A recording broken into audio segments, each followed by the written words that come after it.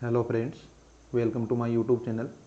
आज अपना इस वीडियो में जो टॉपिक है वो जो अपन ने लिया है दूरी और विस्थापन, यानी दूरी और विस्थापन में क्या समानता होती है और क्या इनमें अंतर होता है, वो अपन इस वीडियो में देखेंगे। तो वीडियो शुरू करने से पहले अगर आपने अभी तक चैनल को सब्सक्राइब नहीं किया है तो प्लीज़ चैनल को सब्सक्राइब करें। और अपना जो नया बैच आरपीएससी फर्स्ट ग्रेड के लिए स्टार्ट हो रहा है वो हो रहा है 23 अप्रैल से अपन आरपीएससी फर्स्ट ग्रेड इसमें पढ़ेंगे फिजिक्स के लिए। तो ज़्यादा से ज़्यादा चैनल को सब्सक्राइब करें, शेयर करें और दोस्तों को बताएं जो तैयारी करने वाले वो इस चैनल से जुड़ के इसका फ़ायदा उठा सकते हैं। तो देखते हैं, अभी सबसे पहले अपन दूरी और विस्थापन के बारे में देखते हैं। तो दूरी क्या होती है फिजिक्स के अंदर? फिजिक्स के अंदर अगर अपन जो दूरी लेते हैं वो अगर अपने पास कोई दो बिंदु है, ए बिंदु है, दूसरा कोई बिंदु बी है। अब कोई कण या कोई वस्तु या कोई व्यक्ति अपन मानते हैं कि ए से बी पे जा रहा है, ए से चलना स्टार्ट किया है और बी पे जा रहा है। तो अब जो दूरी होती है वह जो व्यक्ति या कण अपना है उसके द्वारा तय किए गए पथ के ऊपर निर्भर करती है। यानी व्यक्ति अगर यहाँ से जा रहा है पथ नंबर 1 मान सकते हैं, व्यक्ति अगर यहाँ से हो सकता है सीधा भी चला जाए 2 नंबर से, हो सकता है व्यक्ति घूमता घूमता कहीं से तीसरे पथ से भी आ सकता है। तो ये अपने 3 अपन ने पथ माने हैं। तो जो दूरी है वो क्या होगी? जो दूरी है उस कण की, वह उस कण के द्वारा, उस वस्तु के द्वारा तय किए गए पथ की लंबाई। तो दूरी क्या होती है? तय किए गए पथ की लंबाई, तय किए गए पथ की लंबाई दूरी होती है। यानी कि अगर एक से जा रहा है, पथ एक से जाएगा तो ये वाले जो कण की दूरी है, पथ की दूरी है, तो उस कण के लिए तय की गई दूरी होगी। तो तय किए गए पथ की लंबाई हो जाएगी दूरी। अगर 2 से जा रहा है तो इस पथ की जो लंबाई है ये दूरी होगी। और सी, ए से बी तीसरे पथ से अगर जा रहा है, इस वाले पथ से अगर जा रहा है तो ये इसकी दूरी होगी। तो ये तो अपनी दूरी हो गई। दूरी हमेशा धनात्मक होती है। दूरी हमेशा क्या होगी? दो बिंदुओं के बीच में धनात्मक होगी। यानी एक बार कण ने चलना प्रारंभ कर दिया तो वह हमेशा जुड़ती ही जाती है। दूरी हमेशा, अगर यहाँ से मान लो यहाँ से चलना प्रारंभ किया, यहाँ पहुँचा सी पे, फिर वापस चला गया ए पे, तो इसमें भी क्या होगी? दूरी ए से सी और सी से ए दोनों जुड़ेंगी। जैसे कोई कण 1 मीटर यहाँ से चलना स्टार्ट किया ओ से, और 1 मीटर यहाँ पे चला, और 1 मीटर चलने के बाद ये अगर वापस आ जाता है इसी पथ पे यहाँ पे, तो इसकी जो दूरी है ए से बी तक गया 1 मीटर, और फिर बी से ए पे आ गया 1 मीटर, तो इसकी जो दूरी है वह 1 + 1 यानी 2 मीटर होगी, क्योंकि इतना ये गया है और ये वापस आया है। तो दूरी हमेशा क्या होती है? धनात्मक होती है। और किस पे निर्भर करती है? पथ पर निर्भर करती है। पथ पर निर्भर करती है, यानी जो भी कण के द्वारा पथ तय किया जाता है उस पर निर्भर करती है। दूसरा अपना होता है विस्थापन। विस्थापन क्या होता है? विस्थापन जो अपने दो बिंदु लिए हैं, जैसे ए लिया है और इधर अपन ने बी लिया है, तो विस्थापन पथ पर निर्भर नहीं करता है।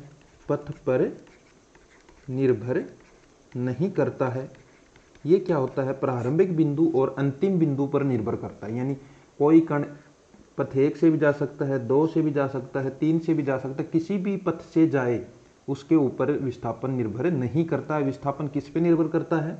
विस्थापन निर्भर करता है प्रारंभिक बिंदु और अंतिम बिंदु पर। यानी प्रारंभ में कहाँ था और अंतिम कहाँ है? प्रारंभिक बिंदु है, अंतिम बिंदु पर निर्भर करता है। अंतिम बिंदु पर निर्भर करता है विस्थापन।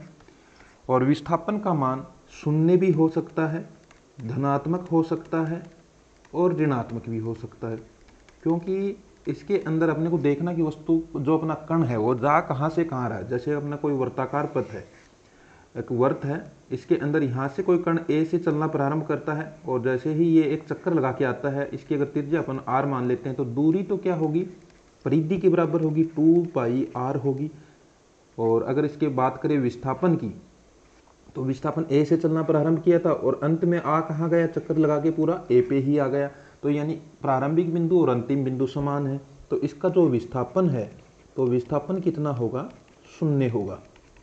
तो इस प्रकार अपने को आया होगा समझ में कि दूरी क्या होती है? तय किए गए पथ की लंबाई होती है, और जो अपना विस्थापन होता है वो होता है प्रारंभिक बिंदु और अंतिम बिंदु के बीच की सीधी दूरी। विस्थापन क्या होता है?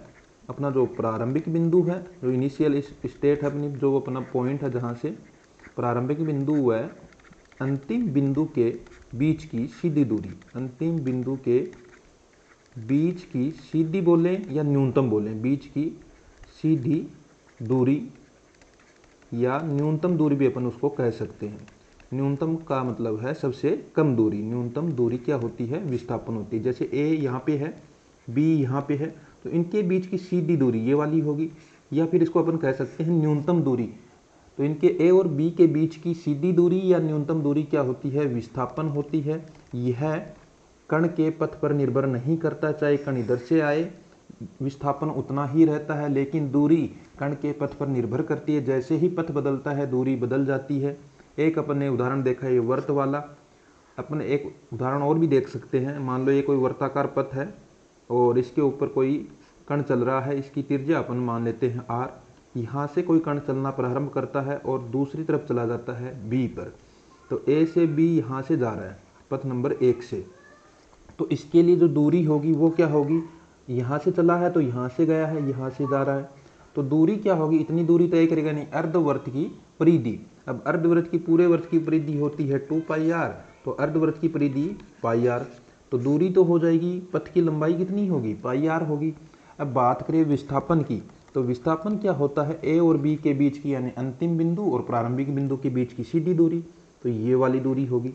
ये दूरी अपन को निकालनी है, तो ये ऊपर वाली त्रिज्या भी r है ओ से, और नीचे वाले भी r है। तो यहाँ से भी अपन बता सकते हैं कि अपना विस्थापन कितना आएगा? 2r आएगा, जबकि दूरी कितनी है? πr है। तो इस प्रकार अपन विस्थापन और दूरी के बीच में अंतर को समझ सकते हैं। और जो अपना विस्थापन होता है वह हमेशा या तो दूरी से कम होगा, और कम से कम विस्थापन का जो अधिकतम मान होता है वो दूरी के बराबर हो सकता है। यानी विस्थापन क्या है? हमेशा विस्थापन का अधिकतम मान दूरी के बराबर हो सकता है, या अपन दूसरे तरीके से बोले तो दूरी का न्यूनतम मान विस्थापन के बराबर हो सकता है, दूरी के बराबर हो सकता है। यानी कि विस्थापन हमेशा या तो दूरी से कम होगा, या ज़्यादा से ज़्यादा होगा तो दूरी के बराबर होगा, लेकिन विस्थापन का मान कभी भी दूरी से ज़्यादा नहीं हो सकता है। तो कमेंट में बताइए आपको दूरी और विस्थापन में अंतर और समानता समझ में आई या नहीं आई। और चैनल को ज़्यादा से ज़्यादा शेयर करें, सब्सक्राइब करें, दोस्तों को बताइए कि अपने चैनल पे 23 अप्रैल से physics first grade PGT KVS और एनवीएस के लिए आ रहा है कोर्स फ्री में, तो ज़्यादा से ज़्यादा शेयर करें। Thank you for watching my video. Thank you.